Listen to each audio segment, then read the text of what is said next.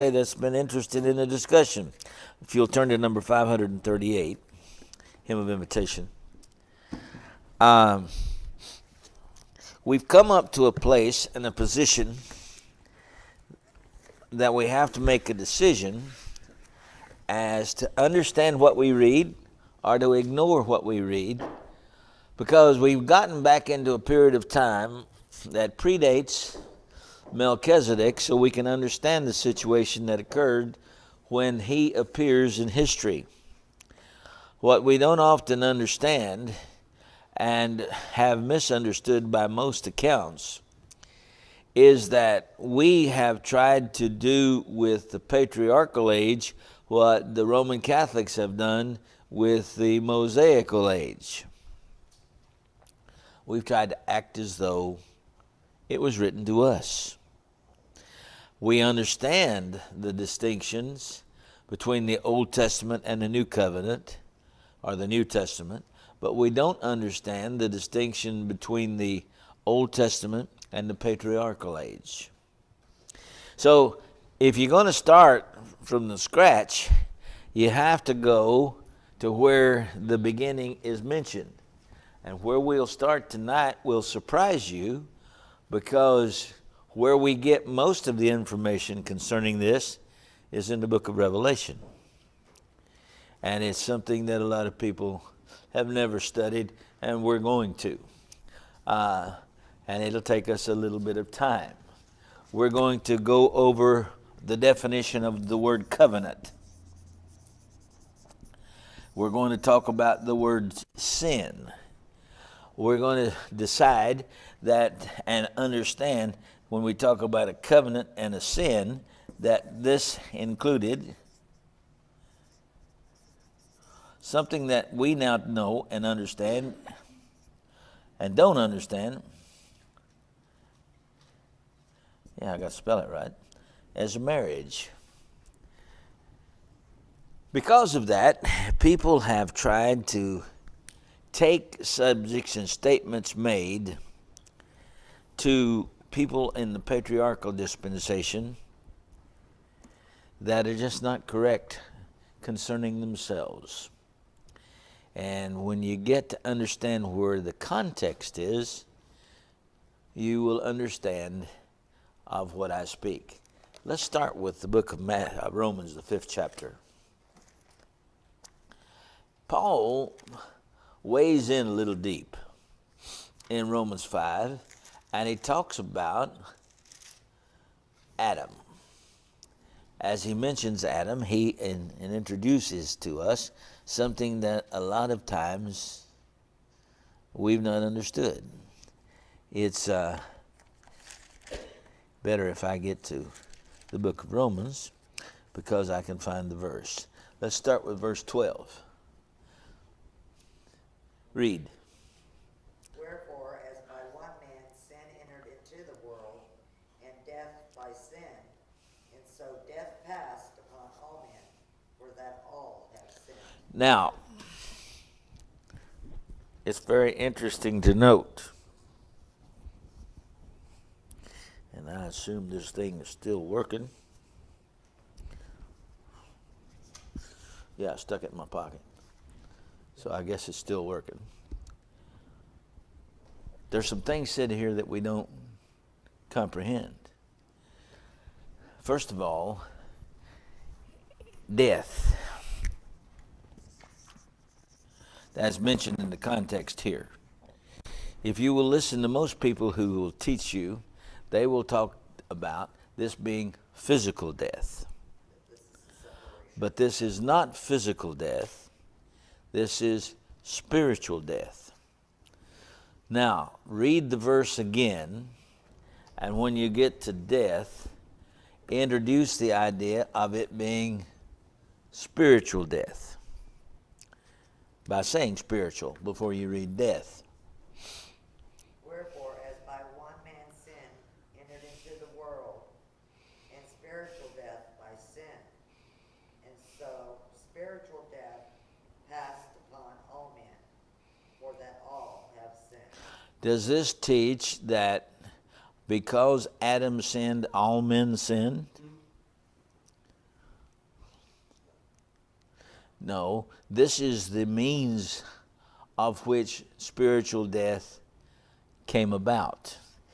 What was the means of spiritual death? The sin of Adam. Now, you've got to hold this in mind, because if you don't, you're going to get confused. Read the next verse. For until the law, sin was in the world, but sin is not imputed when there is no law. Okay, law, covenant. Covenant law. Until the law was given, although sin was here, it was not imputed. Now, somebody quickly turn to Genesis, the 6th chapter, and read the first 2 or 3 verses. Read. It says, And it came to pass, when men began to multiply on the face of the earth, and daughters were born unto them, that the sons of God saw the daughters of men, that they were fair, and they took them wives of all which they chose. And the Lord said, My spirit shall not always strive with man, for that he also is flesh, yet his days shall be 120 years. There were giants in the earth. That's far enough. How many would consider that this is being spoken to you? Yet, other things that are said about this society, people claim to have spoken to them. There were some individual things that God had with Adam that he never had with anybody else in that age. It was a covenant. God had a covenant with Adam. This covenant is that which Adam broke, and because of this, death came into existence.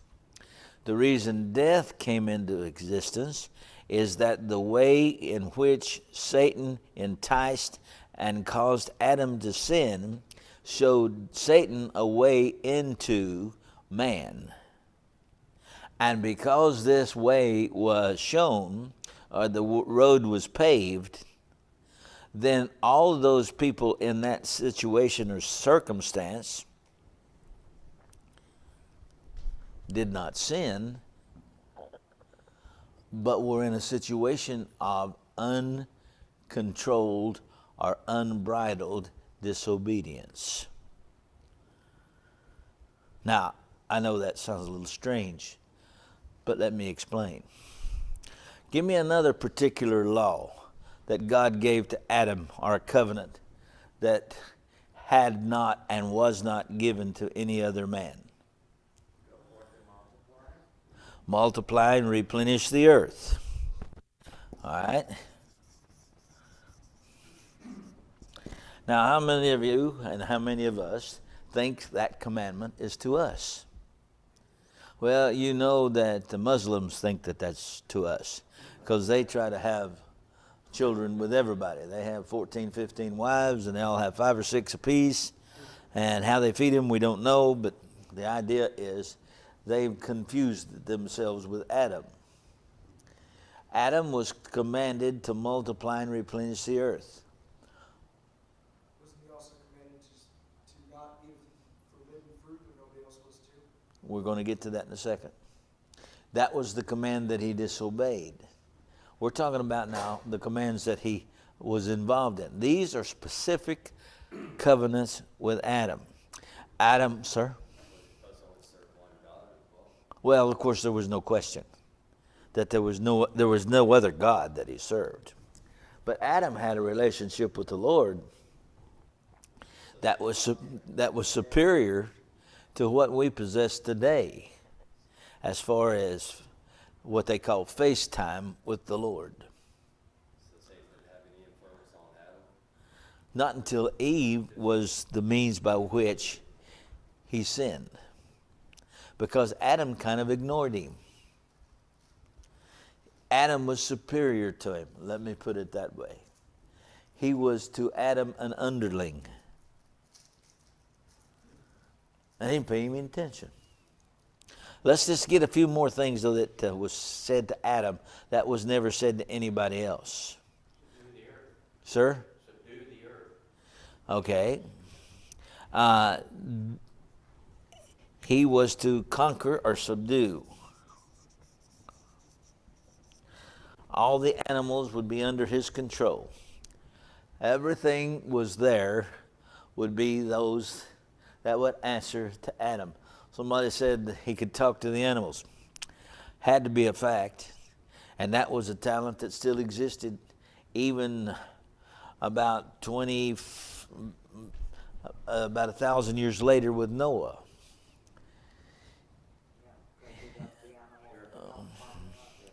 And they didn't have any problems because he could discuss things with them. Now, there are people today who have a natural instinct that they can speak with or be involved with animals, and there are animals that are intelligent enough to respond, or it seems to be intelligence. I don't think it is intelligence, but then I don't know. They've made a test lately of the brain waves of an animal with its master, and they claim that there's a sensory perception of the hearing that these animals go by codes. And they didn't ask the animal about the codes, but anything else is true. Now, is there anybody that thinks that they are to subdue the earth other than the Clintons?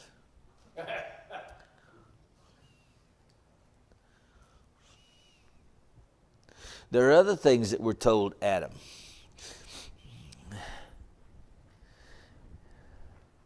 See, many times when people are in the patriarchal dispensation, their name described who they were. Adam was the king of the earth. He was a royal crown prince. He was God-man. One of a kind, one of a type.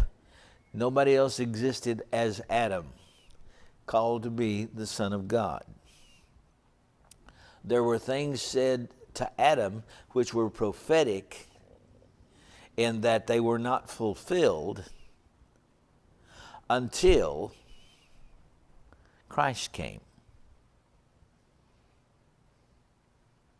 That has to be understood because other things said. Now, Eve and Adam were involved in the sin of Adam, not the sin of Eve, because she didn't commit any.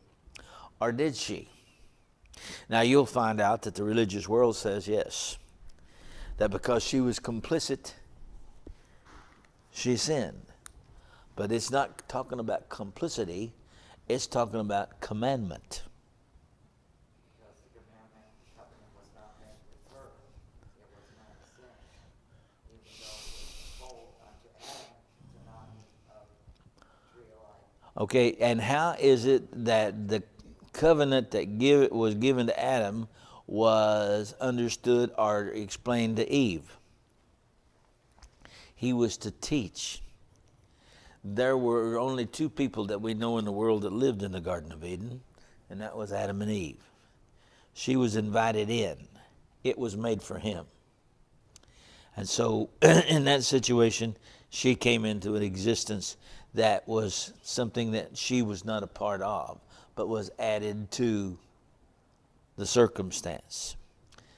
When she was complicit or aided Satan in finding out what the covenant was that God had made with Adam, she was instrumental in aiding Satan to cause Adam to sin. But she didn't sin because the covenant was not made with her. So Adam had a choice. Sure, he had a choice. I mean, he was in charge of the garden. I mean, he was king of the garden. He was king of the world, yep. Yeah, I mean, but in that particular, He could have said, no, I will Exactly. not He was do in- what my Lord has told me not to do. Well, you see, he was protective. How many times do you find about Adam getting up at 7 o'clock and going to work? How many times do you worry about Adam worrying about it raining on him? How many times do you find that Adam was wanting to make sure that his clothes matched? or that Eve got them out of the washing machine and dryer in time. How many times do you ever wonder about Adam wondering or worrying about anything? Because he was in the Garden of Eden. And in the Garden of Eden, he was protected by God. Adam had a false sense of security. That false sense of security caused him to be not recognizing that he had a natural enemy. The natural enemy was something that he had under complete control. He was the Lord God of the serpent, like he was all the other animals, because Adam was the king of the world. There are things said to Adam that we cannot apply to ourselves, either because they were prophetic or that he was the only one that could fulfill the shoes.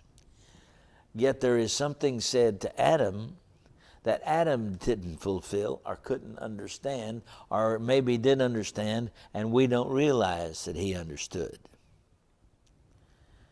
When Eve sinned, who did God call in his presence?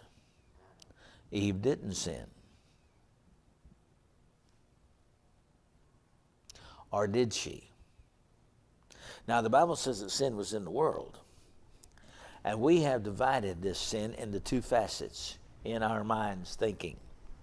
There is a sin called the moral sin, and then there is a sin called the sin of nature. Now the sin of nature is instinct. And while instinct was there, there was no covenant between God and those who had that nature, and so sin wasn't committed. Who is the perfect, typical example of that today? Children. Can children do things wrong? But can they sin? But do they do things that cause things that men who do them, because they are under covenant with God, because of Christ, when they commit them, does bring about sin? That doesn't mean then that because the law existed to one person, it existed in the world, to all people. When the people in the antediluvian society existed, were they under covenant with God?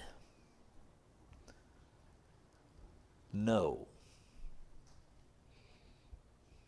Who was the only person in in the antediluvian society that was under covenant with God? Now, what's an antediluvian society first? Yes. What is? Oh, the antediluvian was from Noah to Adam.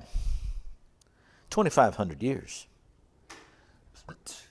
Okay, I'm glad you asked me. The ante means before the diluvian or the deluge, before the flood. And the people before I'll use the small word, were the people before the flood under a covenant relationship with God? All right, let's read. You're next, Romans 5. Let's go back. They sinned and were destroyed. Now, wait a minute.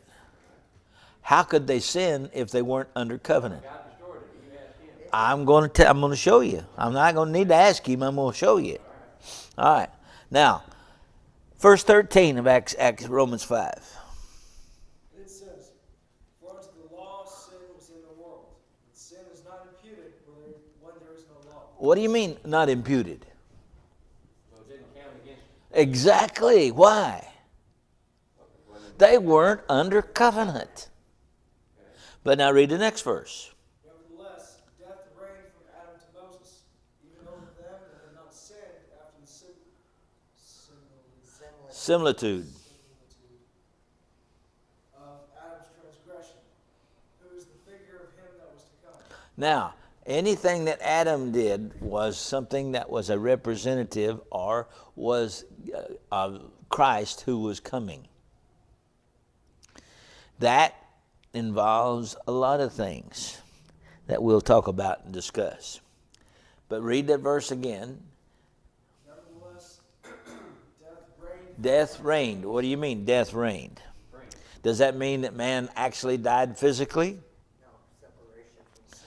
That meant that men were involved in sinning when it wasn't imputed to them as sin. They weren't spiritually separated. How can you be spiritually separated if there's no law? Now, in Romans, the 4th chapter, we find that there's David that's given the example in verse 8. Read Romans 4 and 8. It says, Blessed is the man to whom the Lord will not impute sin. All right. Now, what happens then when you introduce that man to the fact that he has sinned? You cause him to be your enemy. So Christ's blood only flowed back as far as Moses. No, went all the way back to Adam. All right, okay, but if you don't need the blood, if you haven't sinned and it's not imputed to you, why would the blood have to flow back to Adam? Because there was another law that you could disobey, which was the law of nature. See, there's a covenant with God that is separate and distinct from the nature that man has in him. And when you disobey that nature, you are breaking that covenant. That would be called a law of conscience. The law of the conscience, the law of instinct, the law of nature, the law. So we've been misapplying the terminology of the patriarchal law all this time with We've mis- Hammurabi or natural law with what was obvious, what was right and wrong. Or have we connected physical sin with spiritual sin? That's the difference. Mm-hmm. So that's what we need to be looking at instead of physically, when you spiritually sin against God and His law, Jesus Christ and the gospel, that's where you're in trouble. Now, yes, in the book, and until that is done, now let's look again. Let's start with the 18th verse of Romans 4. Romans 4, the 10th verse, 18. 18, I'm sorry. It says, Who against hope believed in hope, that he might become the father of many nations, according to that which was spoken. So shall thy seed be. Now, this is speaking of Abraham. Did Abraham and God have a covenant? Yeah. And what was that covenant? And could anybody who was not of the seed of Abraham break that covenant? Could they break it? Well, there was others that were circumcised that wasn't involved in it. But okay, so they went ahead and they circumcised themselves. Were they obedient to the covenant of Abraham? Okay, so you see, the covenant makes a difference. Was it a sin for Abraham not to worship God on any day of the year? Yes. What? When? What day was it that they? Well, I'm confusing the three feasts with Abraham. Yeah, you can't get him in that. Yeah. See, then this is where the Seventh-day Adventists and all of the denominational world have a problem. Did Adam ever have a day of worship? No. His worship was constant until he was thrown out of the garden. His fellowship was just as perfect with God as a newborn babe. Okay, you said Abraham, you're talking. I mean Adam. Okay, Yeah, keep me right on my names. yeah. Because I'm trying to think ahead. Until the Sabbath, they were covenanted to obey the Sabbath because of the rest. But who was covenanted? Before that, had no obligation, duty to do that. That's correct. Okay. So who was covenanted to keep the Sabbath? Abraham? No. Noah? No. Adam? So don't try to apply a law that was not applicable. The covenant had to be established. Now, in Romans 4, Paul makes a statement that is phenomenal. First of all, let's look at Romans 2:14.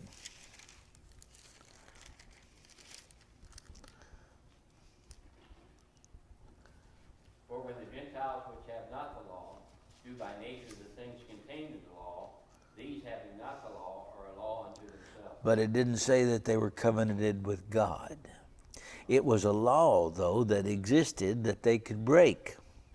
And the law existed that they could break would cause them to be sinners against themselves. Unrestrained sin brings about what? Destruction. Yeah, and the Bible says the thoughts of their heart were evil continuously. Now, I've met human beings that I think that fits. And these are human beings that have unrestrained sin. What restrains a person sinning? The law. When did the definition of sin actually come into existence? Which law? When the words, The law of Moses. The law of Moses. Because the law of Moses is a definition of sin. What about It's a physical sin. yeah, Okay. our sin is spiritual because they're disobeying the covenant with God. You sin spiritually when you don't obey the physical law. Right. Okay, gotcha. So when did Israel covenant with God? At Mount Sinai. Have they not said all that thou hast said we will do when Moses was taking the horn? Yeah, but that's true. But still, they were under covenant. Did the Gentile take that law? No. So the Gentile, by never keeping the Sabbath holy, was never committing a covenantal sin. But did that mean that the Gentile was not sinning? When they disobeyed the law of nature, they were against the law of God. Because who gave them the law of nature?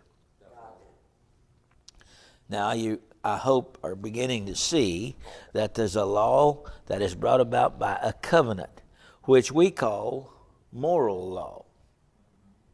That is rules and regulations, if you please. And then there's a covenant, or not a covenant, a law that God has placed, which he doesn't have as a covenant because he gave it to all men. That's called the law of nature.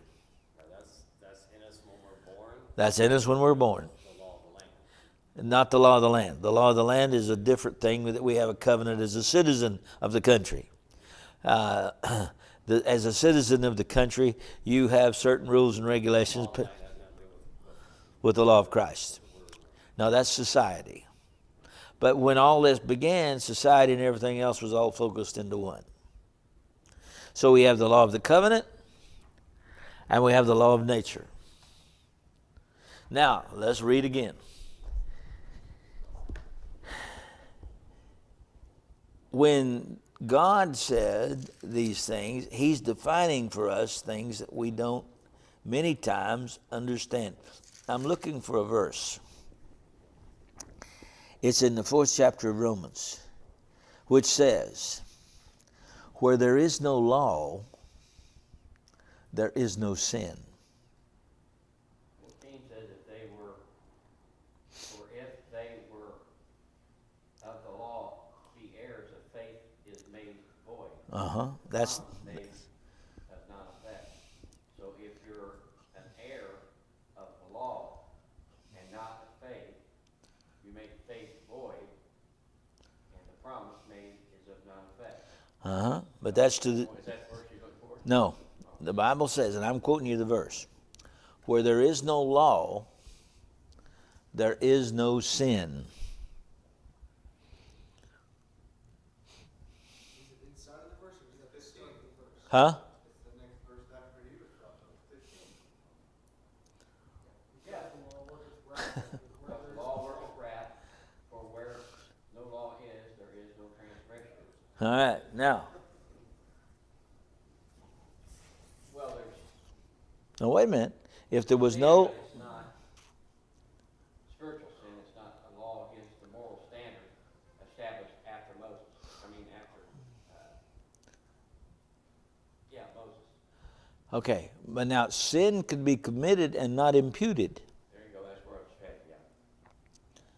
A child can commit sin, but it's not imputed. A child who is not accountable can kill you, but it is never charged with the law that an adult is charged with, called sin. Although sin is in the world, because unrestrained disobedience destroys. All right, could we say there is imputed and non-imputed sin? Is it- That's could we say can, that because no, we can't. Is it right here? depending on the age, the time. Accountability. Now, today, accountability is established at age 12. When was accountability established before the flood? Was It wasn't. So, when accountability began to be discussed, who was the preacher of accountability? Enoch. Enoch sat around the fire of Adam. His son, Methuselah, sat around the fire of Adam and Noah. This man age thing that we have didn't exist. Stop and think about it. And I could go back and run the years. Well, wasn't that nation subject to the oral law? The oral? Yeah. What was the oral law? To who? Now, wait a minute. Now you mean covenant. I'd rather you use covenant because I think it's going to be easier for you. All right, so that wasn't a covenant. There was no oral With God. covenant. We're talking about covenant with God. Okay, gotcha. All right. Now, so when Enoch began to preach, he preached righteousness. What would he preach as righteousness? Obedience to the law that everyone was born with, the law of nature. When Enoch preached righteousness, he did not preach, don't eat of the tree of life in the Garden of Eden. The Garden of Eden was gone. But it's okay to eat a ham sandwich. You could eat a ham sandwich with mayonnaise and tomato. And man, is it good. But anyway, so what I'm trying to show you is that there's distinctions that are made. There's only a few people. In fact, now back to Romans 5. Look at verse 14. Nobody sinned. Nobody was involved in sinning like Adam, or in the similitude. You know what? You couldn't pronounce it, but you know what similitude means? In a copy of the same fashion. Why could nobody sin in a copy of the same fashion as Adam? They weren't given the covenant that Adam was given. That's correct. That's correct. Now, we have Eve. Sir? Which Adam would be under God's grace? God, Speaking of- well, grace, plan. Yeah, you can use the word grace as plan, yes. And Noah found this plan, how that God had planned to do this.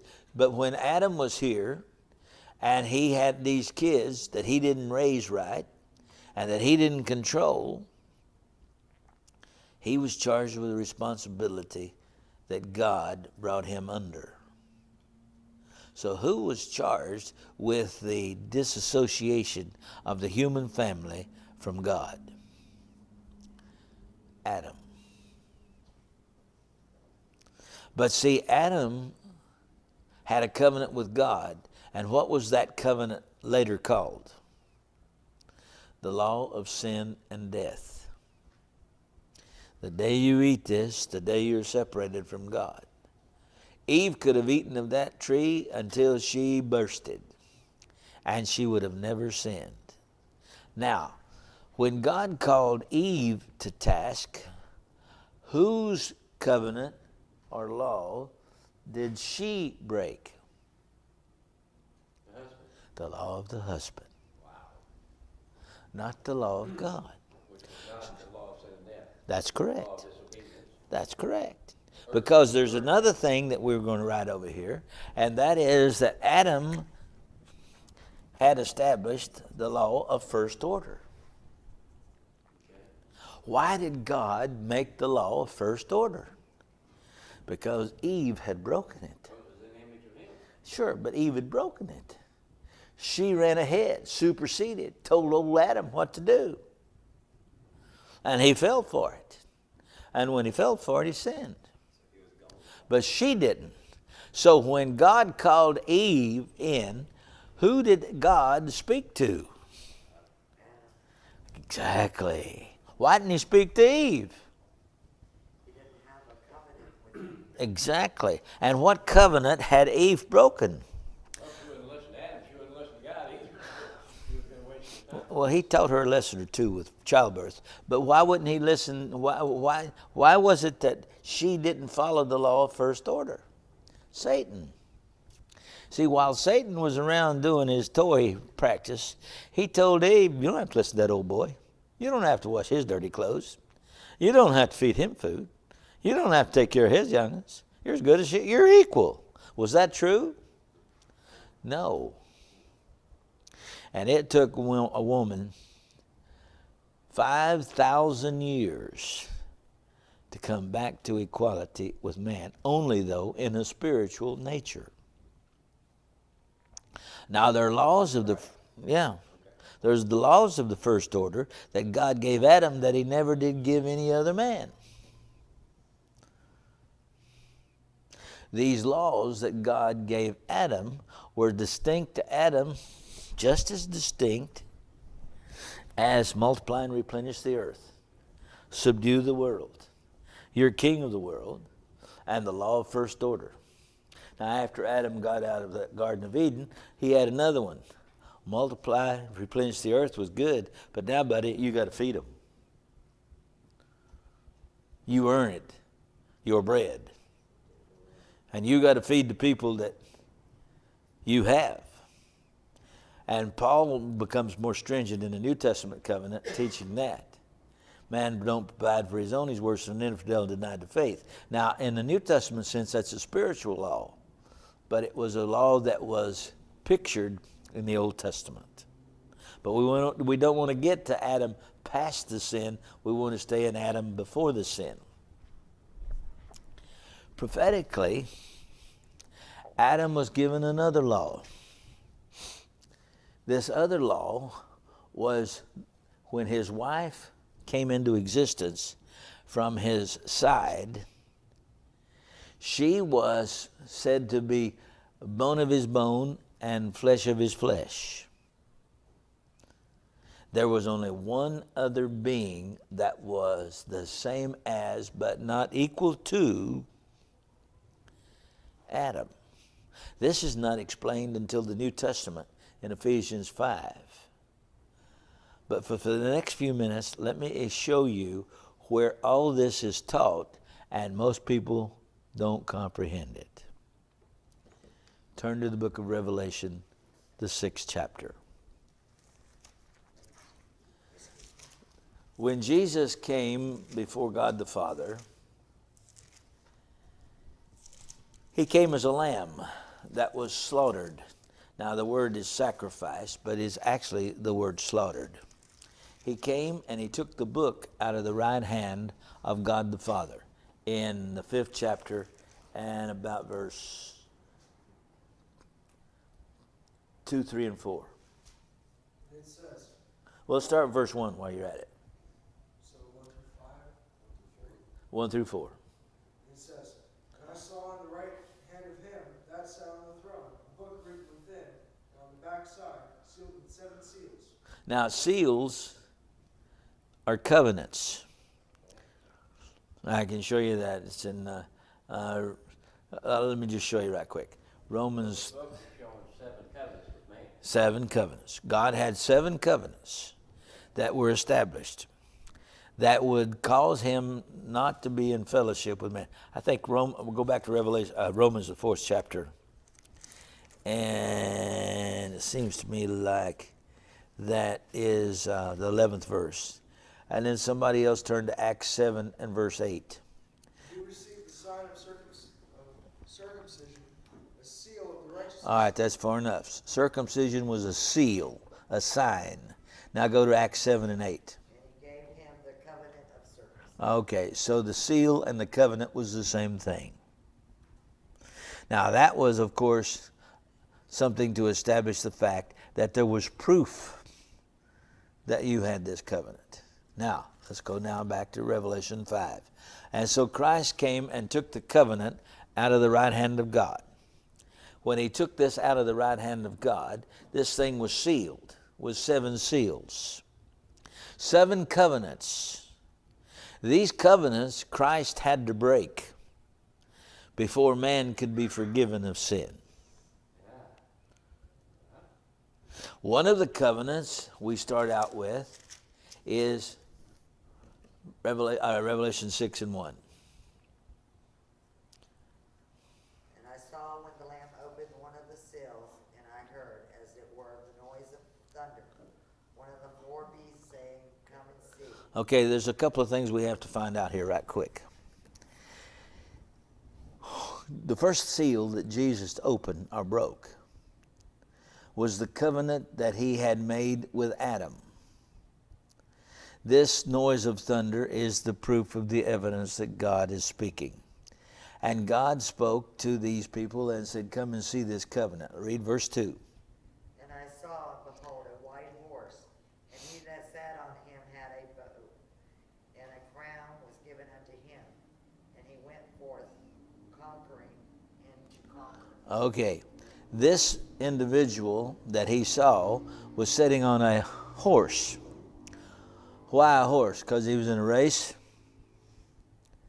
No, see, this is all prophetic language that you have to get in order to understand the language. Somebody turn back to the book of Zechariah, the 6th chapter, and I want you to read verse 3 and 4.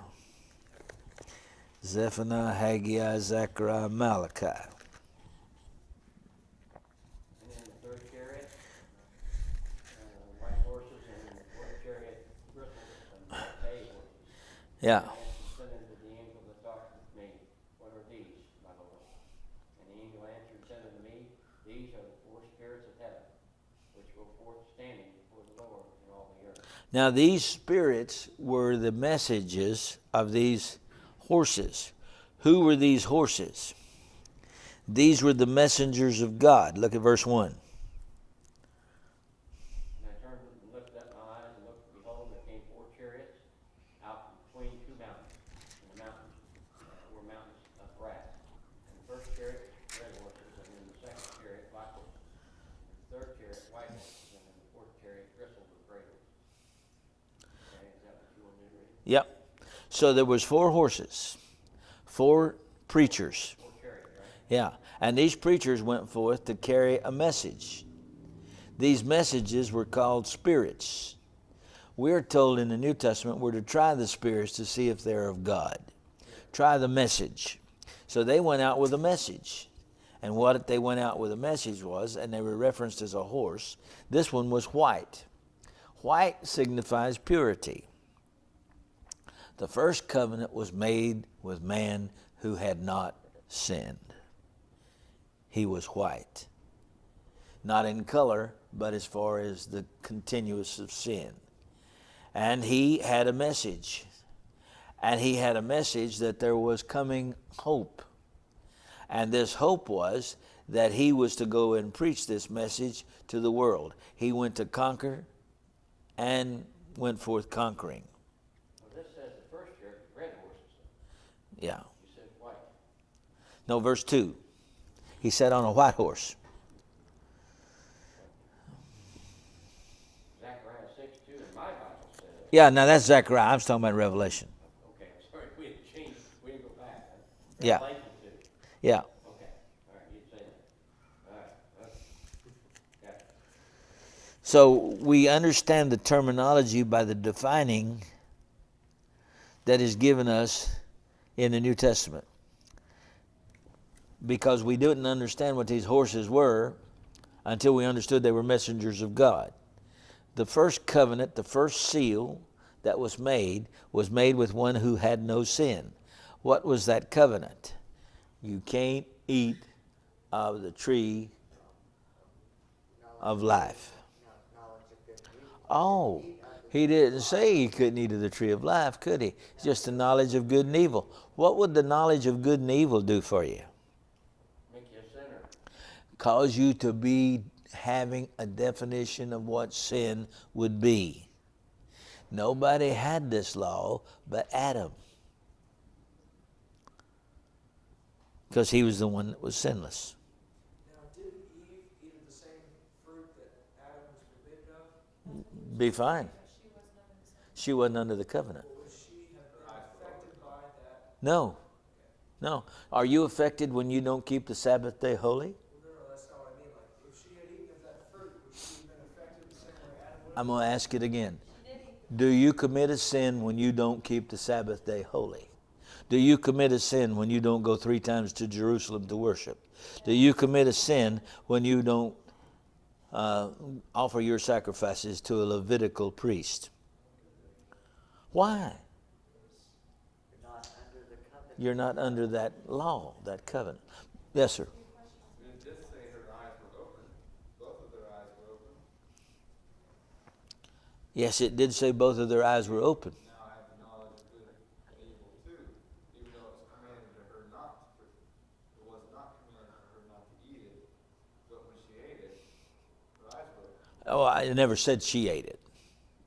It just said she gave to Adam to eat. Read it again.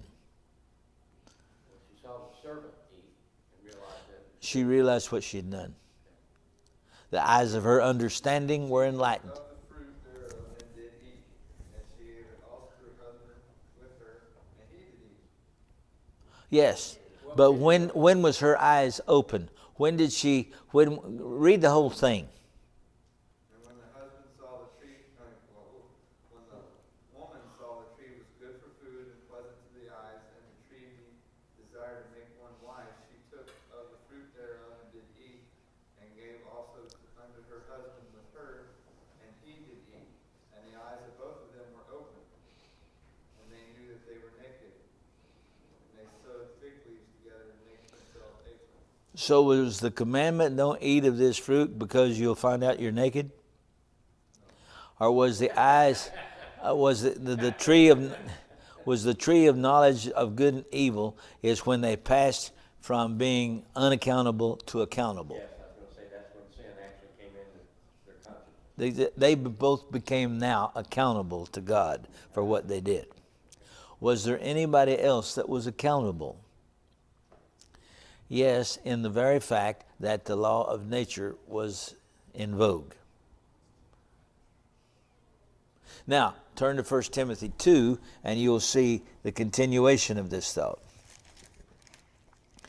You'll see that Paul tells Timothy that Eve was not in the sin, she was in the aid of the transgression.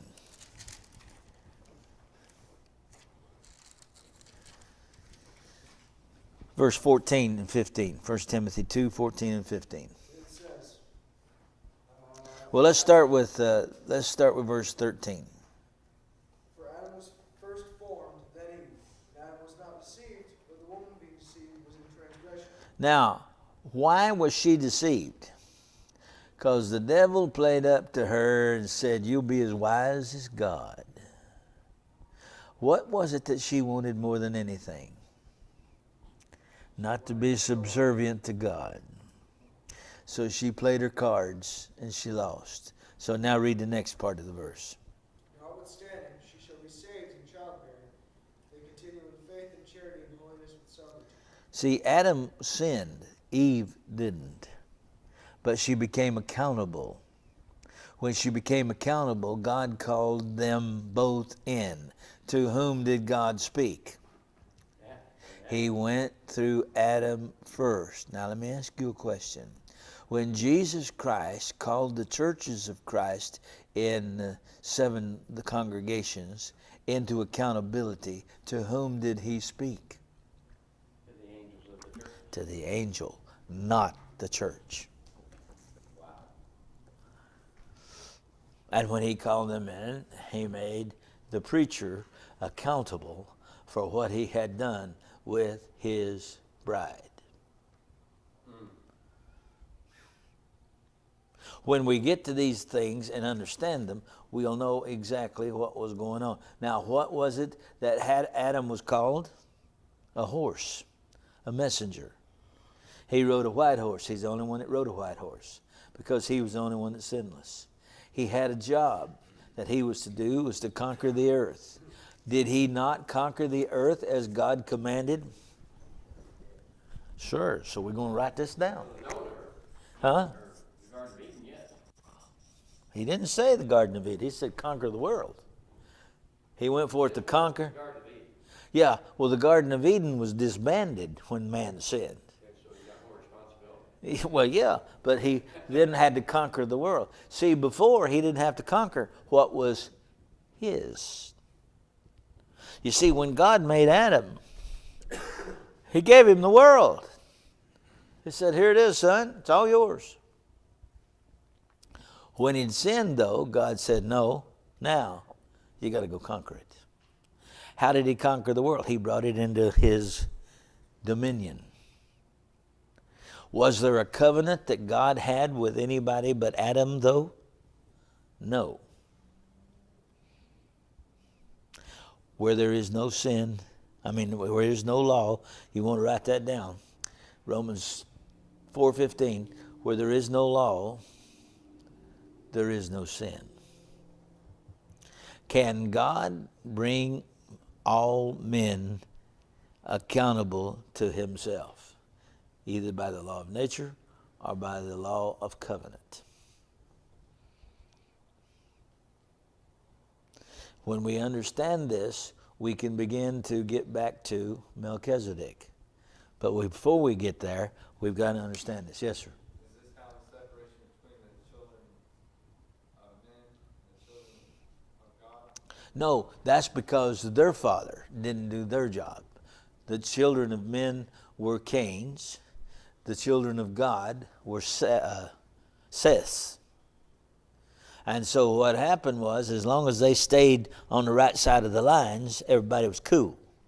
Because Seth did his work, but Cain didn't do his. And so the way the devil did was go through the woman again. Just like they did with Moab. You remember when the children of Israel came out of Egyptian bondage? They went through the land of Moab. And what happened in the land of Moab? They turned them women loose on them. And when they turned those women loose on them, God turned against them. It was a bad situation that Satan has always used. And it's because of the fact that man can be deceived by his passion. But who gave man that passion? God. Now, so see, there's independent, distinct, separate things that God gave Adam that he never gave anybody else.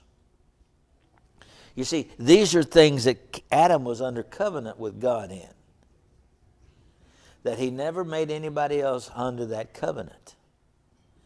These things being true, we can see that there was a distinction. Now, here comes Enoch, and he begins to preach. How did the people accept Enoch's preaching? Well, there's some did and some didn't. And Enoch was quite successful at getting some of these people, which were probably the sons of Seth, to repent and be obedient to God. But sooner or later, the wiles of deceit and Satan and sex overwhelmed them. And so they went after the sons of God to kill them. So that at the time of Noah, there were very few people that were serving God. So Noah says, man, I see the end of the world is before me. What am I going to do? How am I going to save my sons? God said, build an ark. Now, God made a covenant, which was the second seal. If you go back to Revelation 6, God made the covenant with Noah to build the ark. Anybody else can build an ark if you want to. And they built one now in Switzerland and one in Cincinnati. But the old boys that built them are not under that covenant. Now we'll stop here because the kids are in here, but we'll have an idea next week when we get together what this is all involved in. Any questions so far? There are things that were said to Adam were never said to anybody else. There was a covenant that God made with Adam that he never made with another man. Okay? Everybody understand that? So, when Adam and Eve didn't keep the Sabbath day, they didn't commit a sin. By the way, if you look at the wording right, Adam was 2 days old when the first Sabbath came about, or first Saturday. Because he was created on the 5th day, I believe, and it was the 7th day God rested. But I want to establish these points with you because I'm taking you slowly through this so you'll understand. But remember this, where there's no sin, there's no law. This is what the Presbyterians and the people who teach inborn sin have never understood. These children cannot have sin by inheritance. They only have sin by commission. Okay? And they can't commit it until they're accountable. Somebody says, you mean all these people were not accountable? They were accountable to the law of nature. But they were not under covenant with God. And that's what Paul is saying in Romans 5. There was only one person who was like you and I, under covenant with God.